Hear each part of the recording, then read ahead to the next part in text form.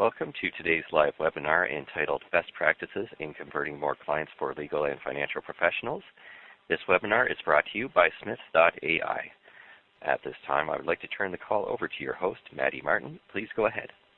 Thank you so much. Everyone, welcome to today's webinar. We are going to be discussing best practices in converting more clients for legal and financial professionals. So before I begin, I just want to direct your attention to the first slide where we do have a link at the bottom to the full slide deck. So you can review these slides at your leisure anytime after the webinar. There are several examples that are included in the slides that you may wish to review at a later time. So I have made that deck available to you. Feel free also, my email will be at the end, and you will be able to contact me if you have any questions that we don't cover during today's webinar or the Q&A afterward. So I'm Maddy Martin. I'm the head of marketing and partnerships for Smith.ai. We are a call, routing, and virtual receptionist service for small businesses with a particular focus on legal and financial professionals, specifically solo and small firm attorneys and financial advisors. Now, we're going to go through the goals and objectives of today's webinar. What you will learn includes the following: how to manage response times to clients and potential clients more effectively, the best lead qualification questions and how to standardize and outsource them, the optimal workflow for new client intake using your CRM, which is a contact management system, CMS, and calendaring software, how to leverage virtual receptionists for inbound and outbound calls with potential clients. So who cares? Well, you should, according to the 2017 Clio Legal Trends Report. Many data from there were confirmed in the most recent 2018 report, by the way, and also the very soon to be released 2018 KITSIS report. And what we find here is that for attorneys, and I will get to financial advisors and planners in 2 slides later, but specifically for attorneys, there is this challenge between lawyering and laboring if you're in a solo or small firm. So we find that 1.9 hours out of every day is spent on billable work, whereas almost 3 hours is spent on administrative tasks. And of those tasks, the top 3 are administration, invoicing, and configuring technology. Now, 2 hours a day that are not spent on billable work are spent on business development, which really indicates the importance of generating new clients. Clearly, it's important if 2 hours out of every day are being spent on it, just like administration, invoicing, and technology. But the challenges in answering those new leads that are generated from that business development and marketing work.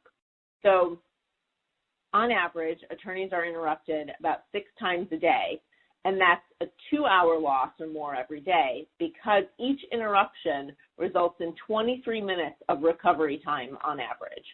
Now, 2 out of every 3 potential clients say that their decision is most based on an attorney's responsiveness to their first call or email. So there is a dilemma where you want to be responsive, but accepting those interruptions greatly impacts your day and your productivity. Now, 86% is the average amount of attorney's earnings that is ever collected, and 39% is how much faster law firms can get paid when they accept credit cards, debit cards, and e-checks. Now, on the financial advising side, we find very similar data.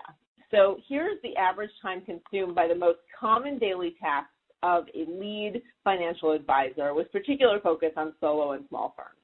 So 19% of every day is spent on time with clients. 17% is spent on time meeting with prospects and engaging in business development tasks, so generating new business. 26%, so a quarter of every day, is spent on planning and meeting preparation. 12% is spent on client service issues, and 8% is spent on administrative tasks.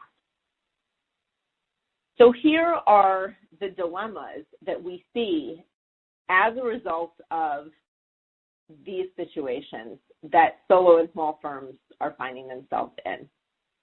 So the first dilemma has to do with business growth versus productivity. So interruptions, as I mentioned, are killing productivity and you want to minimize them, but potential clients demand fast response times and you want to maximize responsiveness.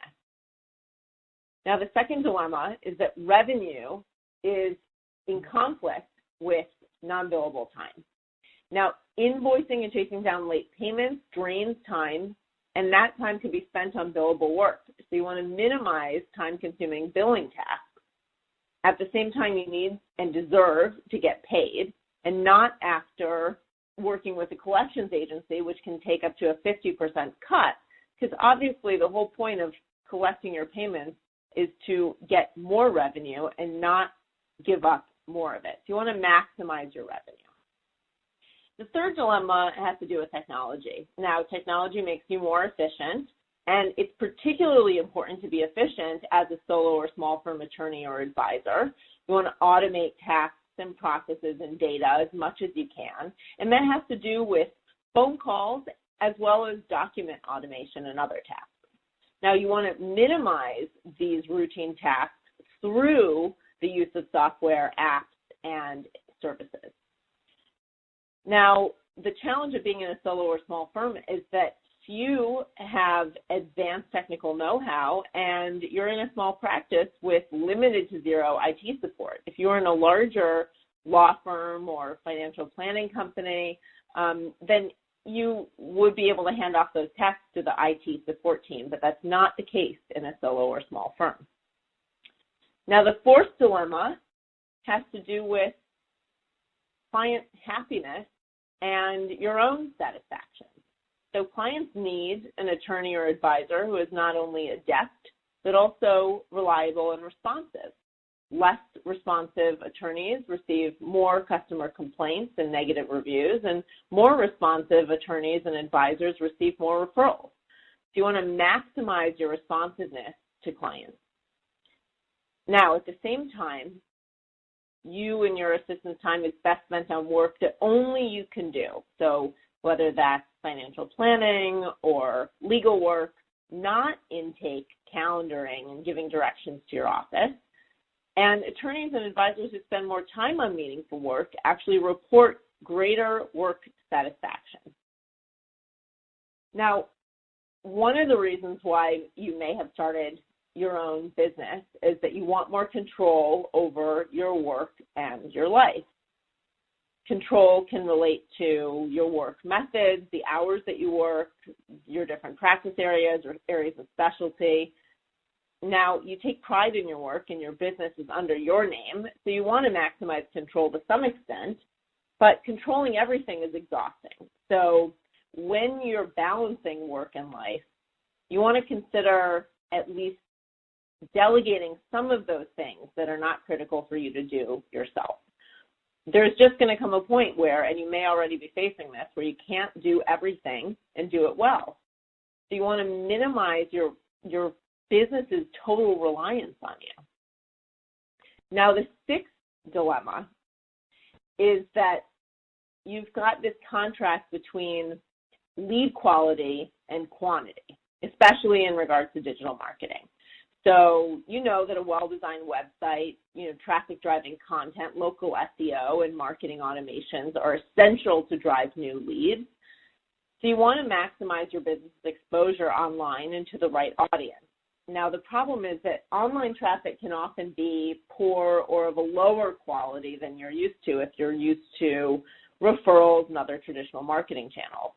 So you want to minimize engagement with bad leads. You don't want to have consultations on your calendar with people who are not going to convert with a high likelihood to being paying clients. Now, the seventh dilemma is really about the receptionist skills themselves and the cost and flexibility associated with these services. So let's say you recognize the need to enlist help, and you need a receptionist who is going to be smart and reliable and thorough and productive and professional and makes good decisions on your behalf.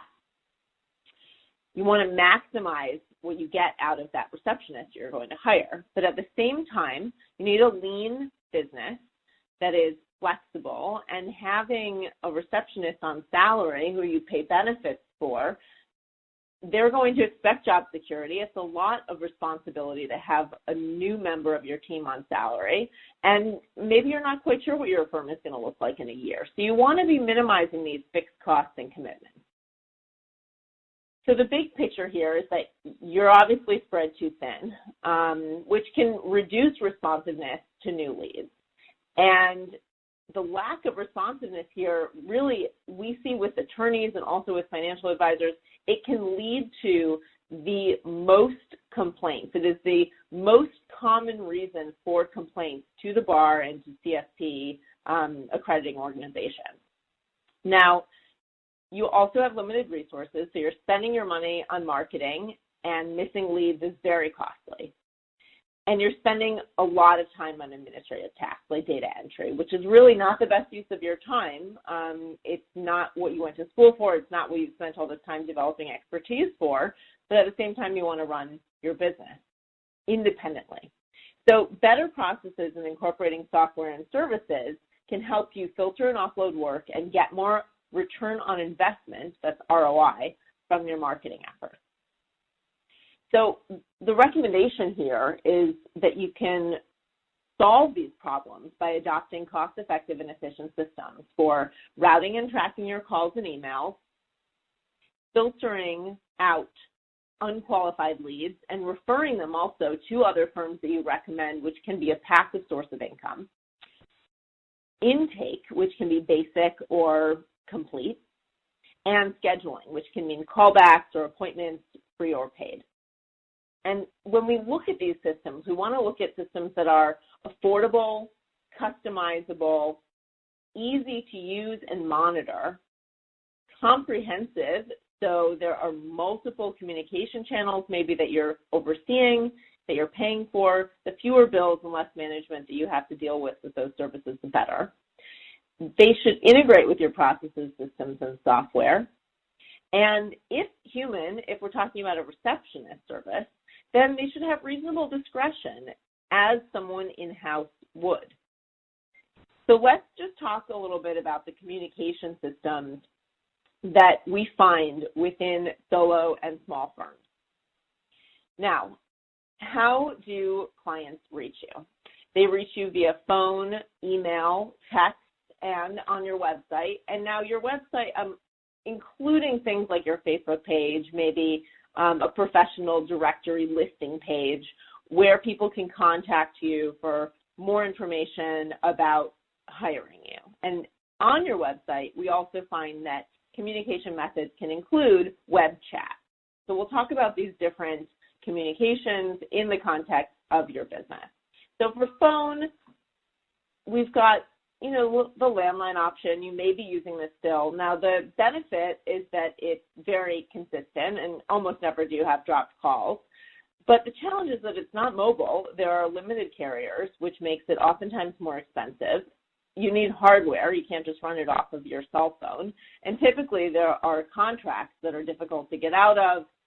It's a fixed system that can be challenging to flex as your business grows. Now, many of you will probably have migrated already to an internet-based phone service, which we call cloud or VoIP. The benefits is that there are many providers here, which keeps costs low. They can be totally unbundled from your office security, whether it's your doorbell or your internet. Now, the challenge is that you do need strong internet in order to have calls over the internet. Typically not a problem, but something to consider. The other option for your phones is also a soft phone. Now, SIP is a protocol that basically turns any internet-connected device, namely a computer, into a phone. And that means that with a soft phone app on your computer, you can run an even more mobile practice because you can receive calls to that device where typically that's not possible. Really, you can only receive calls to phones to date, but now because of soft phones, you can receive and make calls from your computer, which allows you to take your business anywhere. And more solo and small businesses are working from home and out of the traditional office. Now, when it comes to routing and handling calls, there are a number of different options that are available, and they can either be human or they can be automated through these systems, whether it's call routing, IVR, which is basically a menu option for routing your calls. And that can allow you to make sure that people have the access to you that you require. So you can have a menu that's set up for press 1 for new clients, 2 for existing clients, and different varieties on that theme. And that can allow you to manage calls both to you and also to your receptionists or in-house staff that you may have, associates, or other partners in your business. Maybe you say press 1 for John the attorney and press 2 for Jane the attorney. Now, when we're talking about systems beyond just the automated greetings and menus and voicemails, there are answering services, and then there are also receptionist services. And I think there's a lot of myths around what these services can provide. So keep in mind that when you're hiring an answering service, if it's just a basic call center and you're paying a very, very low fee, what you're going to get is typically answering, transferring, and messages for calls. Now, with a receptionist service, typically what we find is more robust, broader services. So that may mean inbound and outbound calls. It may mean more customized call handling directions. It may also include lead qualification, calendaring, payment acceptance, and integration with your software. So obviously, if someone is scheduling appointments for you, they're going to need access to your calendar. But what we also find is that these services now, like Smith.ai, can provide connection to your contact database to create new records with new callers who reach you, update existing records, and then also complete basic intake forms. So if you're using software like Lexicata, like Lawmatic, like WealthBox, where there are intake forms that you have hosted in that software, these receptionist services can have access to a blank intake form through you. And following your lead qualification questions, if in that process you're enabling them to complete a new intake for you, they can complete those forms on behalf of the caller over the phone, and that really takes more work off of your plate. So a few things to consider here. You know, humans versus optimized humans. Well, what does this mean? It means that when you're looking at these services, one thing to consider is, are the receptionists domestic, or are they working from another, perhaps English or Spanish-speaking country around the world? So oftentimes the Philippines is tapped. There are many other English-speaking countries or you know, where there are English-speaking representatives who may not be in the U.S. And what does that mean? Well, you're probably looking for an in-house experience where someone calls you and they sound like they at least could be in your office.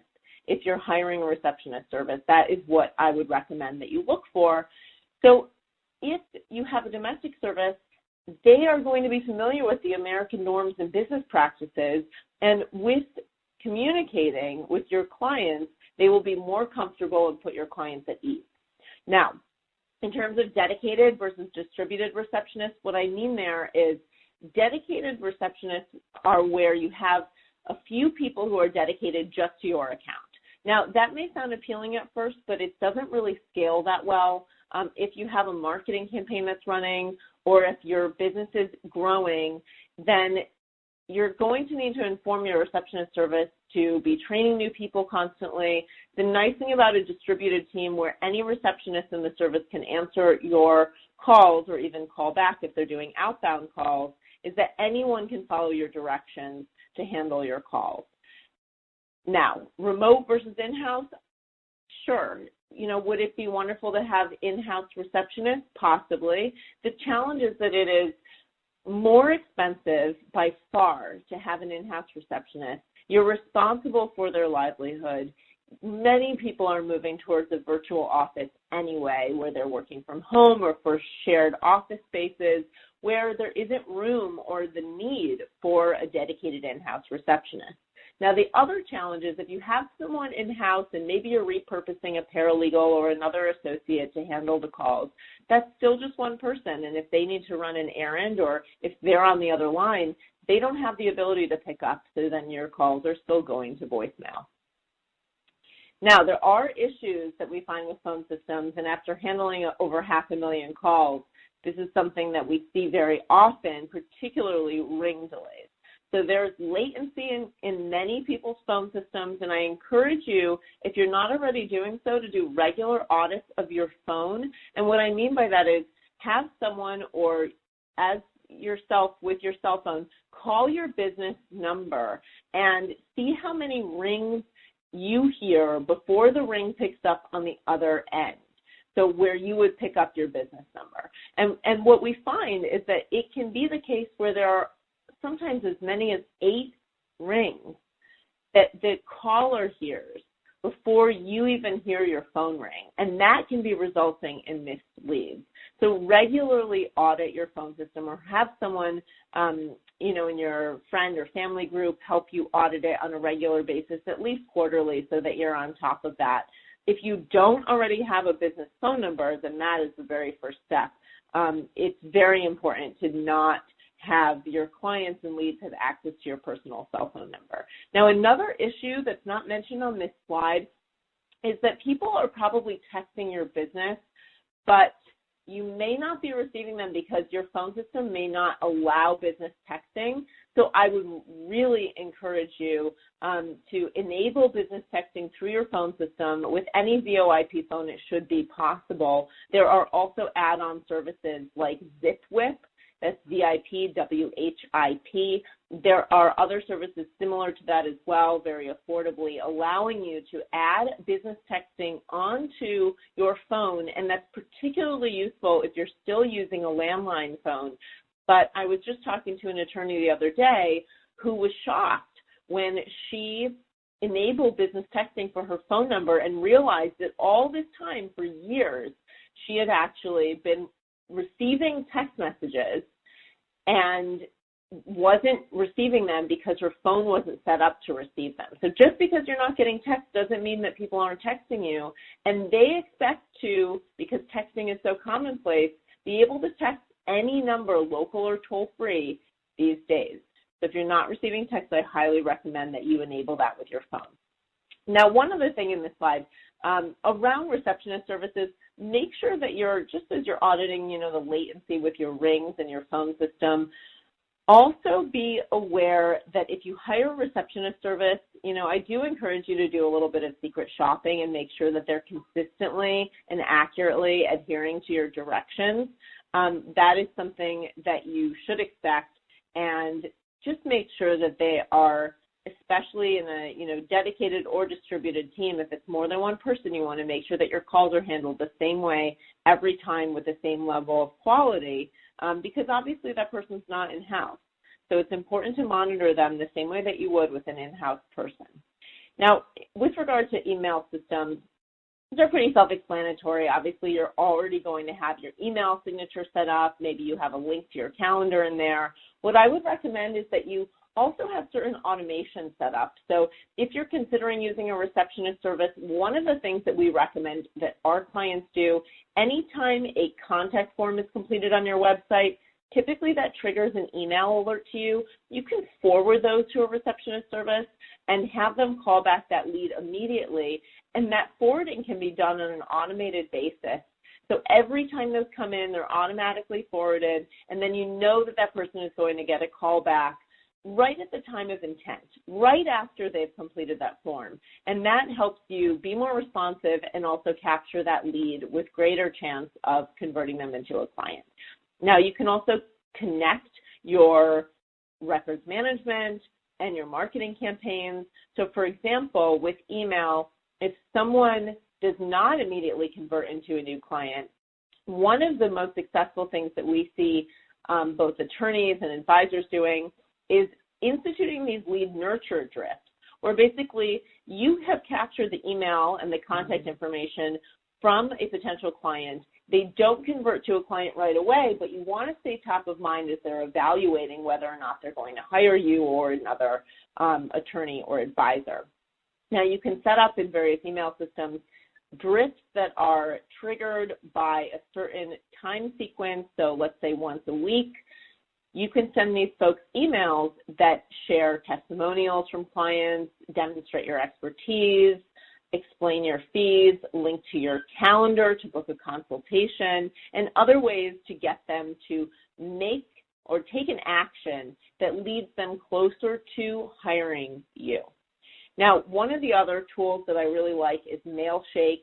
That can be great for automating emails to a group of people, maybe an email list that you've acquired through an event or other marketing initiative. Yet another mail merge connects to Gmail, and it allows you also to send bulk emails. Let's say you're going to be out of the office for a period of time and you want to email your clients, or you have a promotion that's going on, a new service that you're offering. You can use this mail merge program to set up a spreadsheet and add contact information to that, draft the email, let's say in Gmail, and then click send, and all of the merge fields populate, and you can send many emails at once. In terms of text messaging, I described this earlier. There are apps and software that allow you to increase your earnings. So Time Miner is one really beneficial app. I already mentioned ZipWhip. What Time Miner can do is it can crawl your calls and texts and log billable time spent with clients. So if you're still billing time, or if you simply want to know at a flat rate how much time you're actually spending with clients and what is your effective hourly rate, then you can use Time Miner to crawl those calls and text messages and even integrate it within your software to determine exactly how much time is being spent with each client. Now, in terms of web chat, there are two main options. It can be a bot or it can be human staffed. Now, with the bot, those are low cost, they're very fast, but typically we're not finding that they're so effective. They can be very frustrating because at this stage, the technology is not quite there where it's a standalone solution, where people are getting the level of answers and the level of personalization where they're getting the help that they need just through the bot alone. Now, with human staff chat on your website, you're going to pay a little bit more typically, but it's going to result in higher return on investment. You'll typically find that you're paying per contact, per chat, or per qualified lead, and you may pay an upfront monthly cost, or you just may pay per contact that comes to your website. Now, typically with these services, you can connect your calendar for online booking. You may even be able to connect an intake form or direct people to an intake form through the chat so that they can complete it online. There's also often an option to turn a chat into a call so that if someone has kind of reached the point in the conversation where you know that they're a good potential client and maybe it's easier to complete basic intake over the phone, then you can do that. So you can escalate that to someone who's staffing the chat or within your office by phone as needed. So to recap, potential clients, can be handled in-house or out-of-house, and they can be handled through software such as marketing automation software, practice management software, calendaring, and billing software. Now, so far we've already talked about the way that leads can communicate with you, but what are the different sources? So they may be coming through online reviews, local listings on Google, paid search ads, social media, different content that maybe is on your website or on other websites that you may write for to help build your brand.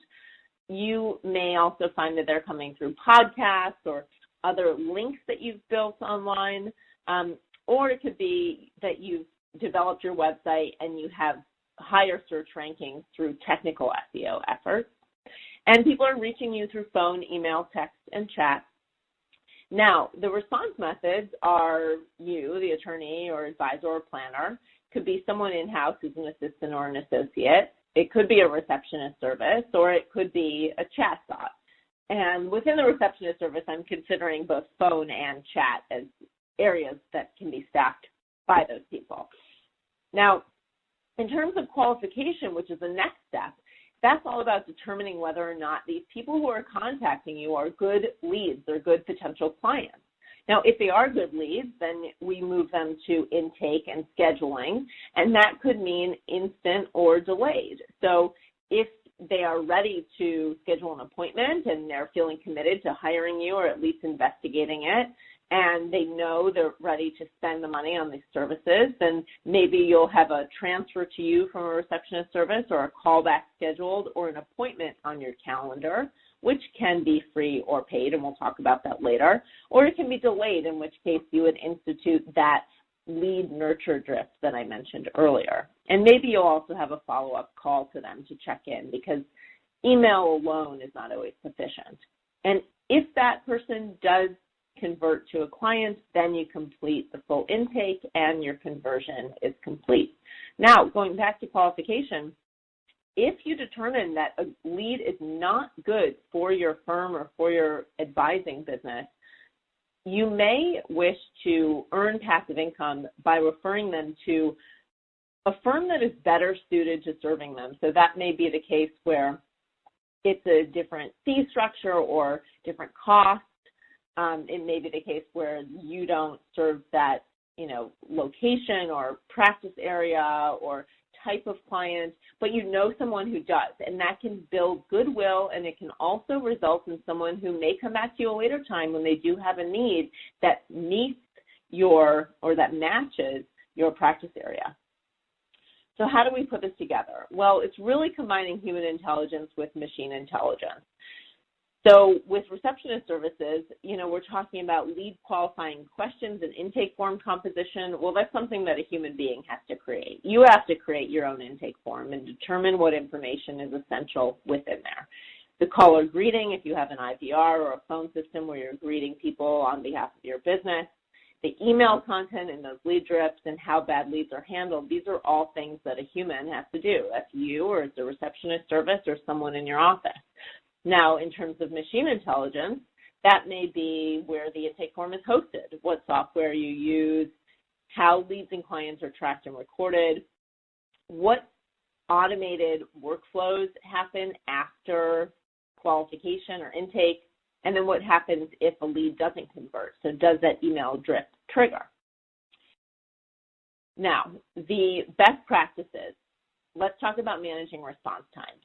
Now, effective response management gets you paid, and this is a very easy to remember acronym. Effective response management includes responses that are predictable, accessible, individualized, and directed. And what does that mean? It means that you're opening up the channels that people use in their daily life to communicate through your business. So you're calling and texting and opening up web chat. You have a contact form on your website. And if they've reached you through a certain form, as much as possible, reach them back through that form. So if they text you, they probably want to text in return. If they call you, they probably want to call in return. And these are things that are individualized. So as much as possible, making sure that you are gathering information through that first point of contact, through that contact form, so that you can respond to them based on what you know their needs are, at least at a basic level. Now, managing responses is also setting expectations. So if you have a phone system that's set up, but you're going away on holiday or vacation, or you work certain hours, then make sure you communicate that. And if you have a voicemail set up, it's a good practice to have your after-hours voicemail be different from your daytime voicemail, so people know that if they leave you a message, you will get back to them the next business day, and probably not that same day. And hopefully that means that they will wait for you. Now, you can also, with VoIP phone systems, block spam, so you're filtering out calls that are going to consume your time and reduce your responsiveness. You can also block out unsolicited sales calls and wrong numbers by putting them on block number lists. And you can direct transfer calls from VIPs or clients that you want to hear from directly, or judges, other people who you need to always get in touch with when they call you. Now, once you've set up these communication channels effectively, the next step is really identifying your new client criteria. So how do you determine who is a great potential client? And this is the first step in handing off this process as well.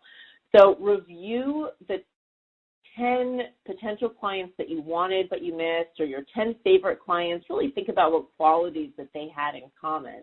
And also determine what your goals are. So are you looking to increase the fit of your clients and not necessarily the total volume, or are you looking to accept as many clients as you can right now because you're starting off solo and you're trying to build your business? And oftentimes we find with new businesses or ones that are in a big growth stage that you're looking to accept as many clients as you possibly can. So determine what your goals are, because that's going to determine how tightly you filter out potential leads.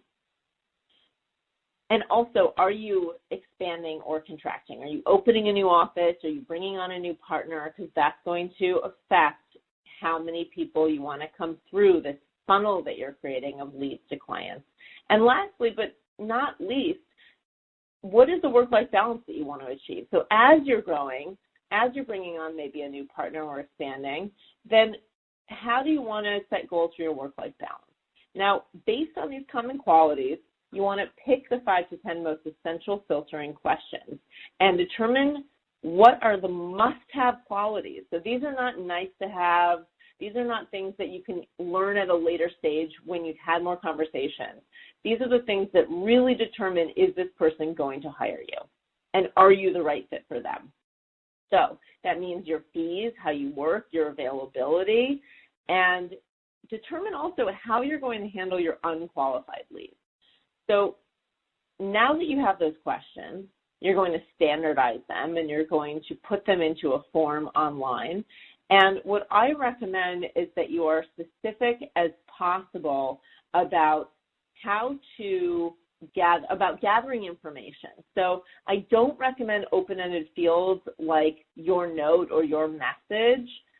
Be specific. Give people a drop-down menu or buttons or check boxes to check that say, these are the different topics that I want to talk to you about that relate to your practice areas, because you can filter people out this way as well. So if you say you're a planner and you really focus on people who are pre-retirement or a number of different areas where you prefer to practice, put those in this form and have people check those boxes, and it will light up an area in their brain that says to them, oh, I'm not finding the boxes that I want to check. Maybe this isn't the right firm for me. Or, oh, these are definitely the boxes that I want to check. I really feel confident that this is the right firm for me.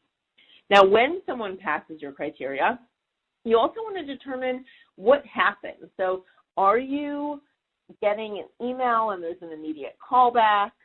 Are you scheduling an appointment? And what is your policy on consultation? So how long are they? What is the format? You know, I typically really don't recommend forcing people to download another app. So if you're only requiring that people are using Skype to contact you, for example, that can be an inconvenience and a barrier to new clients. So try and use a format that's really accessible. And then, is it free or paid? So if you have your form listed on your website, your calendar linked on your website, I would be very clear about the expectations and what is delivered during that consultation, and I would encourage you to add a fee for a consultation if you're making it that publicly accessible, even if you have it in your email, whereas if you have a gatekeeper like a receptionist service, then maybe it's not as necessary to charge for consultations because there's more filtering that's happening, and you have this gatekeeper who can say, you know what, this person doesn't seem like the right fit. Maybe not a great idea to schedule an appointment for them. You just want to reduce the amount of no-shows and cancellations and bad leads that get on your calendar because your time is precious. So you want to outsource this process as much as possible. Inbound calls can trigger a workflow where you or someone in your staff or a receptionist service is filtering those leads. Then they know the next step is to schedule a callback, to take basic information, to put that on the calendar, and then both you and the potential client will get that calendar notification, and again, that helps reduce no-shows and cancellations. Now, if it's a contact form completion, that can trigger an outbound callback to that person, and then that same workflow around lead qualification. Now, there are some kind of innovative approaches here that I like to highlight. So from the legal standpoint, there are attorneys who are doing kind of clever lead capture by delivering a service first. So maybe if you're doing work on traffic tickets, then you can have a traffic ticket estimate request form. And as I mentioned, the deck is going to be available after the webinar. So you can click all of these links and review the examples afterward. But a traffic ticket request form is just a form on your website where someone enters their information and you can calculate the cost of resolving that traffic ticket. And that information also includes their name, their phone number, their email, so that you can contact them because that may be a great potential lead for your law firm. Now, a landlord attorney in Chicago has this eviction notice on his website. It's Tri-City Legal. And he has an eviction notice form that he has created and made available for download. And all the person has to do as a landlord is complete that form, and then it is submitted through the appropriate channels. Now, what does that do? It offers a service to that person without any cost or time spent by the attorney other than the initial time setting it up. And it also generates a new lead who may be very interested or qualified to be a potential client for your firm. Now, one of the other things you can do as a financial advisor is create fitness surveys. So how fit are your finances? How are you looking for retirement? And allowing people to add in information online on your website to determine their financial fitness, which may then allow you the ability to follow up with resources or maybe your newsletter where you help educate people on improving their financial fitness. You stay top of mind, and when they are ready to hire a financial advisor, then you are who they think of. So with intake, again, we're getting basic contact information, and then we're identifying those deal breaker questions. So have people not only provide their information, but also filter themselves out if they see that your intake form online, or whether they're talking to someone on the phone and talking about your services and what they need, maybe they can, with the right information, help filter themselves out so they express interest in maybe not scheduling an appointment with you and wasting your time. Now, with these forms, you want to balance completeness with complexity. So it's really important that you don't ask for too much information up front, because that can result in people getting tired and not completing the information and giving up, which will result in that lead not completing the form. And if they don't complete the form, then you don't get the contact information. I also encourage you to have a document upload option. If people are really interested and they want to share more information with you, you can give them that opportunity. If you are an attorney and they want to upload information about their case, then perhaps they can do that as well. And always ask as part of your initial question, not later on because people will forget, but ask, how did you hear about us? That is absolutely critical to ask as soon as possible, because people do forget. They forget what they typed into Google. They forget how they heard about your firm or your financial advising company. And it's really important that you capture that information either by phone or by email or by this form online. You can also do it, obviously, by chat. And then if you're outsourcing this, make sure that you provide really clear instructions. Like, these fields are mandatory and these other ones are nice to have. Now, in terms of hosting this information, you may be able to, within a private client portal online or within a somewhat secret URL, share the intake form so only people who need access to them get access to them. But also think about the form and accessibility. So Are you using Word docs or PDFs? Well, that's going to make it a real challenge for people to complete that on their computer with compatible software. A lot of people don't have the software to complete a PDF on their computer, let alone their phone. So if you want people, when they're on the go, to be responsive and getting back to you with the information that you need to serve them, and these are now really new clients, you can use online hosted forms. And that allows them to complete the form anywhere, not just when they remember, when they get home, when the kids are asleep at night. So you can use Google Forms, you can use software that have hosted forms, but keep in mind that the more accessible you make it, the better your responses from these new clients will be. There are some examples here for legal professionals, basic forms, and then complete intake forms. And there are also examples here for financial professionals, whether they are pre-meeting questionnaires, complete questionnaires with all supporting documents, and then one example of something that's not recommended. Now, when you are streamlining appointment scheduling, it's really important that you have given access, if you're using a receptionist service, to your calendar. And the nice thing is, with calendaring programs like Calendly and even Schedule Once and other solutions, first of all, they come way down in price, so it's very, very cheap. Calendly actually is a free program for one appointment type, and it allows you to give access to your calendar without giving access to editing or visibility into your appointment.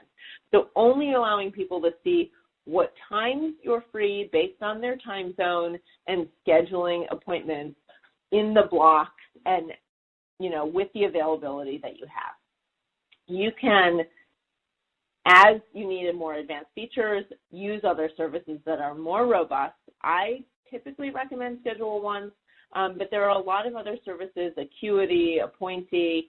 You can feel free to look at the integrations that are online at Smith.ai. We integrate with a lot of different calendaring solutions, and I say that only because those are the ones that are most easily connected to your other software and services, so I would encourage you to look at that. And what you can do is you can have people not only book appointments for new leads, but also existing clients can book appointments for you. And when you have those two options available and you make it available to a receptionist service or even to your receptionist in-house, it allows for one more thing to come off your plate and to be done without your involvement. Now, you can embed your calendar links on your website, or you can make them just privately accessible. You can put them in your email signature. You can put them on, you know, maybe your Facebook page or other directory listings where you have online, your profile. But that is really up to you for your comfort level. Again, if you are allowing calendar booking and you have consultations, it's not so much a concern for existing clients, but for new clients, I really encourage you, if you make it that publicly available, to charge for them so you don't get people scheduling you and then flaking out. So how do you minimize wasted time and get paid for your time, especially with regard to leads and clients? So it doesn't have to just do with free versus paid consultations, but it also has to do with collecting the earnings that you have from existing clients. And clients say now more than ever that they do expect to be able to pay with their credit card, with their debit card, or with an e-check for any services, even if they're on the more expensive side, even if they are larger payments, even if they are traditionally paid by paper check. People expect it, and that will yield a more consistent and higher rate of collection for you. You can embed payment links on your website, and you can also send people updated invoices via email. And lastly, you can also hand off payment collection to receptionists for inbound and outbound calls. So if you have a workflow that has a lead qualification step, an intake step, an appointment scheduling step, and you're charging for consultations, the receptionist can take payment using your invoice form online, to enter the credit card information. It is not stored in that receptionist services software. It is stored only in your payment software. And then that information is then triggered as a receipt for that person, and then you see it in your back-end system as a payment that has come through as well. For people who have regular retainers, or you're hosting an event that's paid, or you have other invoices that are even past due, these services can follow up on those payments and make sure that the revenue is being captured and that people are paying on time and completely. Now, how do you monetize these bad leads? So you want to be, first of all, very clear about the rules and regulations. So there are rules from maybe your state and local bar association, SEC. The first link here is for referral fee do's and don'ts. Know what you're on the hook for if you're receiving referral fees, but you will get leads, and if you're doing a lot of online marketing, you'll find that unlike referrals from clients or other people in your community, other firms maybe that are referring to you, you may find that as you increase your organic search traffic, the lead quality goes down, and you really need to do something with these bad leads more than just trying to improve your information on your website that says clearly what you do and what you don't do. There are still going to be people who slip through and who contact you or maybe schedule a consultation who are not qualified leads, and referring them means getting something out of that bad lead. You're monetizing them, and that can be passive income for work that you're not having to do, but as an indication of gratitude, as a gift of gratitude from the firm that you refer to. There are always other businesses that you're friends with or that you respect that complement but don't compete with your services. And this could even mean that you are an estate lawyer and you're working with a financial planner or vice versa. So it may even be between these two industries that we're talking about on this call where you have other related professionals, and it's not just one law firm to another that's better suited to handle a client, but from one industry to another. Maybe someone needs a notary or an accountant or a therapist or whatever the case may be. Make sure that you're following the proper referral rules, and then you can earn, in some cases, especially in the legal industry, upwards of 40% of the fees that are being paid.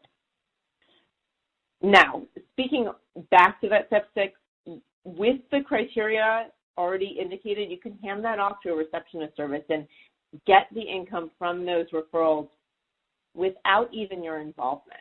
So if you have directions that are clear that say, if this type of caller calls and they don't qualify for a new client for me, then I recommend this law firm specifically, or this attorney or this financial advisor who is better suited. And the nice thing is that not only are you building goodwill with that other firm and with also that person who called, you're preventing them from going back to their Google search and starting from square one, but you never know if that person is going to come back to you, and because you built that goodwill and you did a service for them that is helpful and you spared them the extra research time, that maybe in the future they will have a need for your services and they will become a client. So don't write people off, and do take that extra effort to refer people. You may even want to do that when they're not potentially, giving you referral fees and just out of goodwill alone. Now, you want to integrate your communications as much as possible, and this is going back to not having the time or the resources to have an IT person on staff. Now, oftentimes there are APIs now. An API just means that it connects automatically from one field to another field in different software. So if a name is entered in your calendar or on a form, then that name is entered in your contact database, or that email is entered in your calendar, then that email is entered in your email program, your marketing automation system. So as much as possible, you want to look for services and systems that connect each other so that there is less work for you to do. For example, if you're receiving a receptionist service's messages that you missed a call or that a call was handled, well, is that new caller, is their contact information automatically getting added to your database, or do you have to go and take that caller information and the call notes and copy and paste them into there? So this can be done for new contacts. This can also be done for document automation. Many software and business management tools allow you to automate e-signatures, and I would encourage you to automate as much of that as possible so that you're not doing as much administrative work. Now, this can also be done operationally. There are services that will convene conference calls. They can also trigger notifications when new calls come in, so maybe your phone doesn't ring, but you get a text message when there's a caller on the line.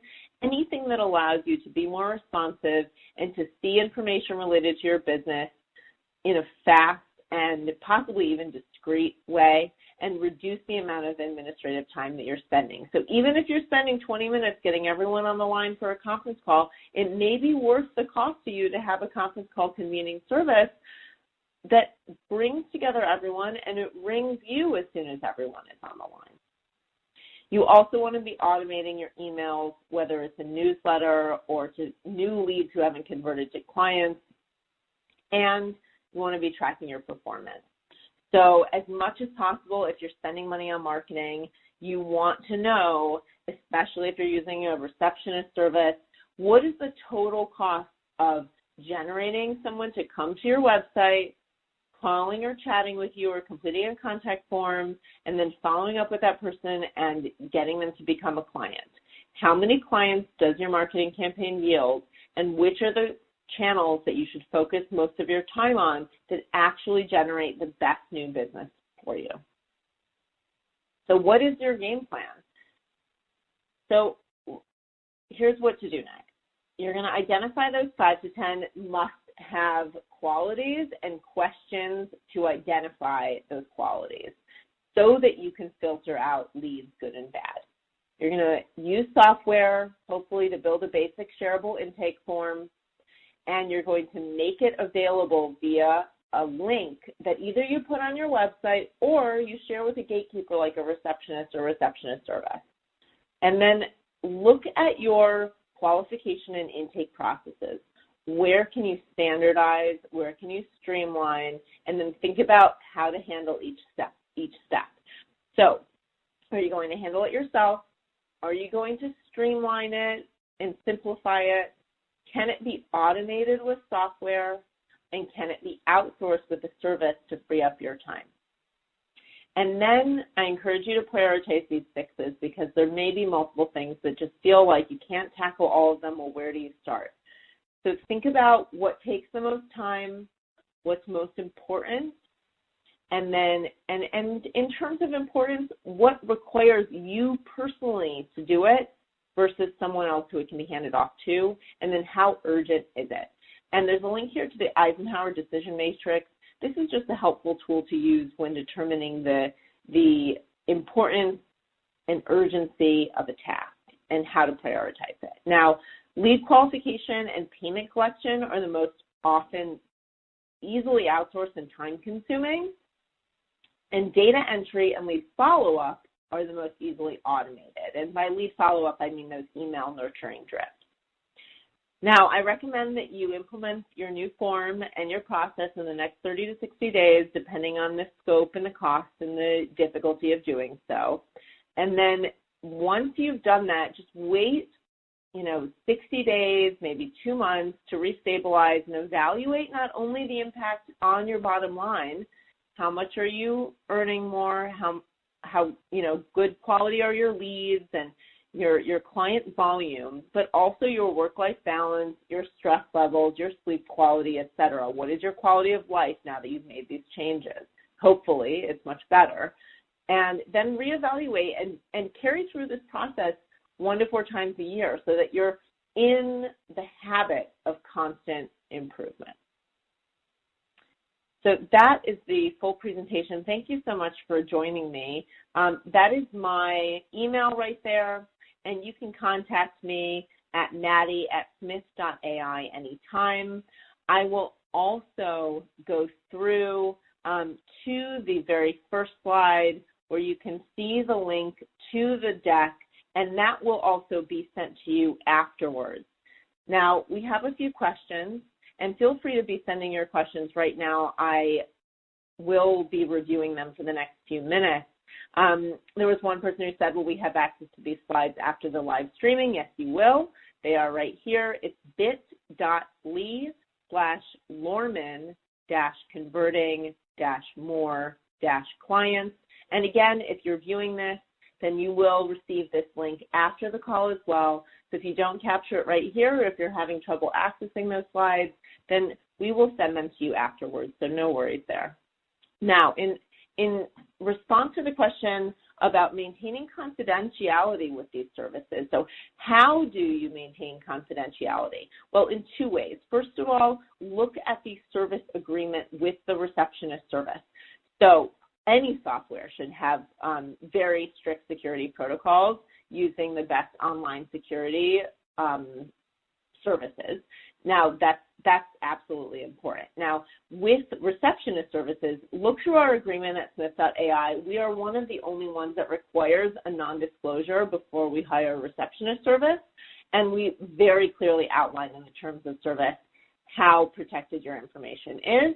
Also, oftentimes these services are not talking about detailed case information. We're just doing the basic intake and lead qualification. So review the terms and service. I encourage you to. Also, we do make it mandatory at Smith.ai, I can't speak for other services, to sign an NDA so that any information that is shared is under that non-disclosure. Now, maximum optimal response time for calls and emails. That's another question that I received. The optimal response time is within 1 hour, and I would say at the outer edge within 24 business hours. So if you are receiving a call from someone and you don't get back to them within 24 hours, I would say they've completely written you off 24 business hours. So that means, Friday to Monday is acceptable.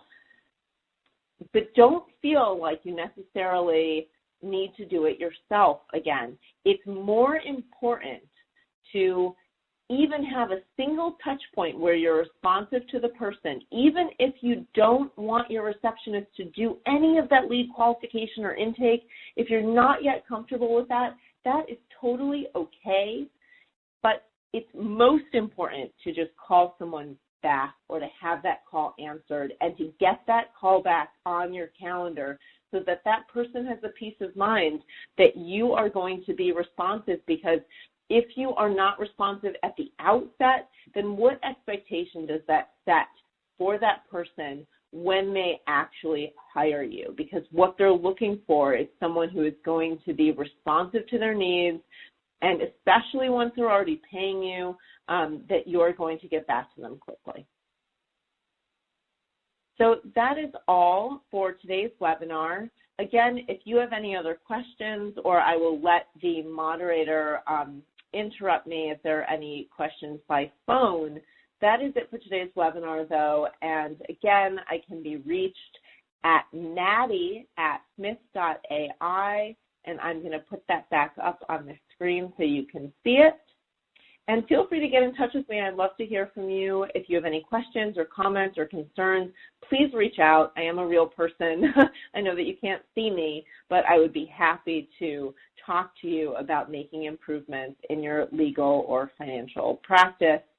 And I will, again, put that first slide up so you have access to the slides in the deck, where there is a lot more information that you can review at your leisure.